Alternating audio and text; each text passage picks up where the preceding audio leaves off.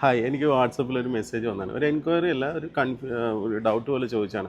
സാധാരണ ഒരു first time ഒരു കൊമേഴ്സ് ബിസിനസ്സോ അല്ലെങ്കിൽ വെബ്സൈറ്റ് ഒക്കെ സ്റ്റാർട്ട് ചെയ്യുന്ന സമയത്ത് നമ്മൾ എന്തൊക്കെ ശ്രദ്ധിക്കണമെന്ന് പലർക്കും അറിയില്ല. അപ്പോൾ അതറിയാതെ നമ്മൾ ചെയ്യുന്ന പല കാര്യങ്ങളും നമുക്ക് സെയിൽസ് കിട്ടാത്ത രീതിയിലുള്ള ആ ഒരു രീതിയിലേക്ക് നമ്മുടെ വെബ്സൈറ്റിനെ കൊണ്ടുപോകും.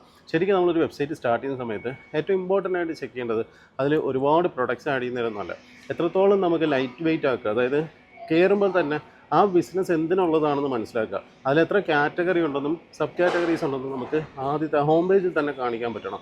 അതായത് നാവിഗേഷൻ വളരെ ഈസി ആക്കണം. ഒരുപാട് കാര്യങ്ങളൊന്നും കുത്തി നിറച്ച് വെക്കുന്നതിലോ ഒരുപാട് കളേഴ്സ് കൊണ്ടുവരുന്നതിലോ ഒരുപാട് ആനിമേഷൻസ് കാണിക്കുന്നതിലോ അല്ല കാര്യം. നമ്മുടെ പ്രൊഡക്റ്റിനെ ഈസി ആയിട്ട് നാവിഗേറ്റ് ചെയ്യാൻ പറ്റുന്ന രീതിയിൽ നിങ്ങളുടെ ഡിസൈൻ ഫ്രണ്ട്ലി ആക്കുക.